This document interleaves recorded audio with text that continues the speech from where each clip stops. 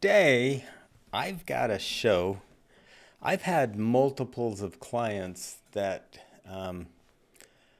they really want an incredible sex life. They want passion, they want starbursts, they want fireworks, they want to feel that energy connected with a healthy, wonderful, physically intimate sex life. And a lot of the things that are forgotten is all of the stuff that leads up to a wonderful, physically intimate sex life.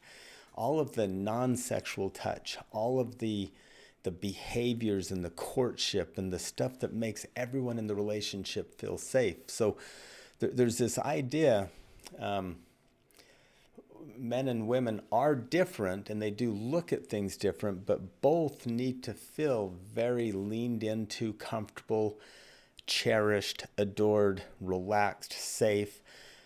And while we get to safety different, there needs to be this real clear attention paid. And so I want to give some clues to how to have a wonderful, intimate life. Okay?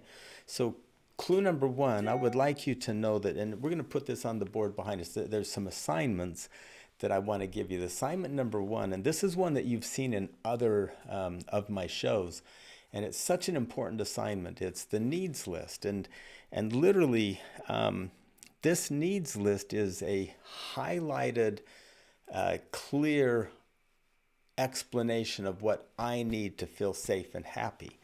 And we want people to be clear with their needs. Now, needy means I'm manipulative with my needs and try to like manipulate you to meet my needs. And there's also transactional needs getting, and that would be I'll meet two of your needs every time you meet two of mine. None of that's healthy. What's healthy is for me to just put my needs out there and trust that you have my best interest in mind and that you'll want to meet my needs. And then it's also true that I want to know your needs and I want you to trust me that I'll go out of my way to meet your needs. Now we're in a healthy relationship. And so couples, once a week, just sit down and talk about your top 5 or 10 needs. So back here, we're going to put one time a week, every week, maybe make it a meeting, a standing meeting every Saturday at 2 p.m. We're going to talk about our needs together. And your needs won't juggle around a ton, but they'll move around. It won't always be the same 10. Often, needs that move up to the number 1 through 10 on your needs list are needs that are maybe neglected or needs that you're kind of focused on a little bit. Like, let's say I need some companionship. It might be that there's been a heavy work week and Thanksgiving was here, so we had all kinds of family and we just haven't been alone together much. And so I need alone time with my companion. I need alone time with my lover. So that might be higher on my list. Now let's say for the next 3 weeks we're alone all the time because our kids have all moved out and we're together cuddling on the couch watching episodes of Criminal Minds or whatever's going on. And now we need time with our kids and extended family and grandkids. And so that moves up on the list. And so that's why it's good to stay connected and talk about your top 10 needs. Now, here's the assignment. Express your top 10 needs to your partner, and then your lover is to ask you questions about each of them so that they know how it looks when it's getting met. So I might say I need companionship, and my wife would say to me, tell me what it looks like when I'm being a good companion for you. Now, she's not promising to do it. I'm not expecting her to do it. I just trust that it's going to happen. I trust that we are in tune with each other. She knows that I'm going to go out of my way to meet her needs. I know that she always goes out of her way to meet my needs. And so we have this mutual trust, not mutual transactional relationship. Mutual trust means I just hope and believe, and so does she. We have faith in each other. And so I'll explain that, like, well, to me, companionship means that we put our phones down, we're not looking at screens, we're watching the same show, or we're talking about the same topic, and we're enjoying each other's company. To me, companionship is not both of us looking at our phones, me on Instagram looking at my numbers, and you on Facebook looking at our kids' pictures, and then you laughing at that and me wondering why only 7 people watched my last reel. And so the idea is that that's not companionship. Companionship is putting our phones away and either talking or watching something together at the same time and then talking about it. And she says, okay, that makes sense to me. And then she'll share one of hers and I'll ask questions until we've done 10 of them. Now that's a romantic process. That one assignment will draw couples closer together. Now remember, transactional love means I'll meet two of yours and you meet two of mine. You tickle my back and I will rub your feet. That's not really romantic. That's transaction. That's hiring it done, so to speak. Transaction is, I love when I get my back tickled. I love physical touch, and that's one of the touches I love. And then I'm sitting in church, and all of a sudden I feel a hand on my back tickling it. That just feels warm and fuzzy. I didn't ask for it. She knows it's a need of mine. She met that need. It feels warm, fuzzy, leaned into, and I feel loved. And then I am anxious to return the favor, not because it's necessary or expected, but because I love that give and take. All right, so think through that lens. Developing shared vision is number 2. So develop a governing marital purpose. Governing marital purpose is how you two see the world together.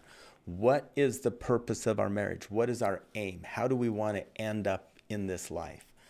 So those 2 assignments are going to pull you two together. They're going to give you things to talk about. They're going to show how you're connected, strong, and it's something to refer back to when there's maybe a little bit of an argument. Now there's 13 different things. There's a study called the Normal Bar Study. In fact, you can buy a book, I think it's called The Normal Bar Study.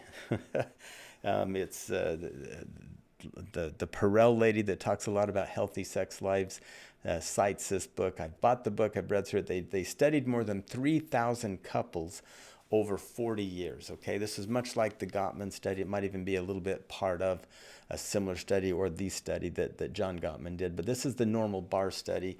And they identified 13 things that every one of those couples did, every one of them that had a great sex life over a span of 40 years did these 13 things. So we're going to list them on the board. Get ready for this. Thing number 1, they say I love you at least every day and mean it.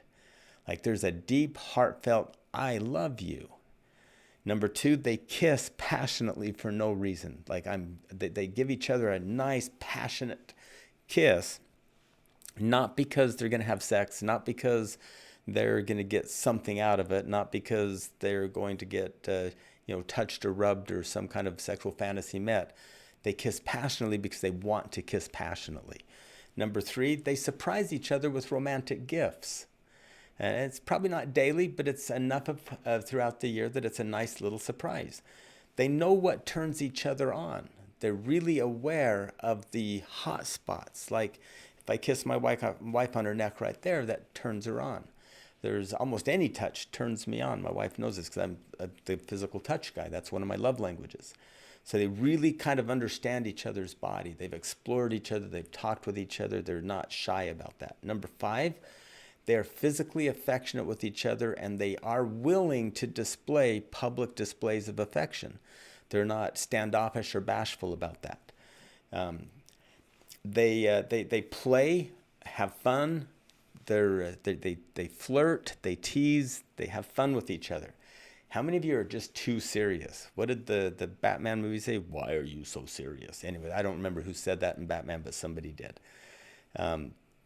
They cuddle. Now, that's one of the big ones on this. In fact, people that have a good sex life all cuddle. Now, my family of origin, cuddling was not a strong thing. It wasn't what masculine men did. But I'm telling you, if you want a good sex life, cuddle. Couples that have a really good intimate life make intimacy a priority. It's not on a to-do list, but it's also not the last thought on their mind. They think about intimacy. They think about physical intimacy. They plan for it. They talk about it. They look forward to it. Number 9, these couples stay really close friends. That foundation of friendship is solid. Number 10, they can talk very comfortably about their sex life. They can share when it's diminishing a little and they want a little bit more. They can share when it maybe feels a little bit transactional. They can talk through things and really they stay comfortable with those discussions. These couples, number 11, they have weekly date night. Now, All of you guys think it's important to date. Everyone I talk to says it is. And then when I get right down to it, couples date once a year, twice a month. What if you made it a priority that no matter what, just like going to church, going to work, you date every week 5 or 6 hours? Like, what if you didn't just rush out to a 30-minute dinner and rush home? What if you let your kids struggle with a babysitter for 5 hours? Those poor little kids. Now, you got to put them in safe places. You got to have people you trust. I get it.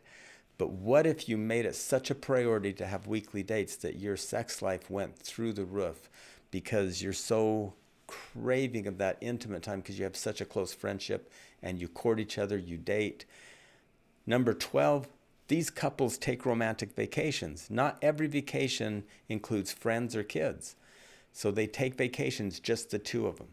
And remember, guys, girls, a vacation for work, taking your spouse on a work trip, does not count as a romantic vacation.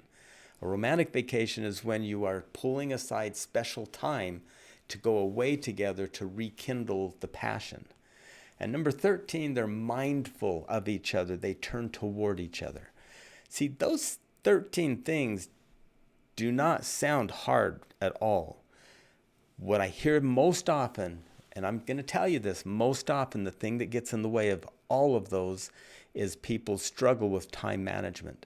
So couples that have a really bad sex life, they generally don't take time. They spend very little time together. They become job-centered and kid-centered, raising family-centered. They talk mostly about how much they have to do. They seem to make everything a priority except each other. Then they whine about it. They drift apart because they don't spend time, and they start saying things like, I already know what they're going to say. I don't need to ask. We don't need to talk. We already know.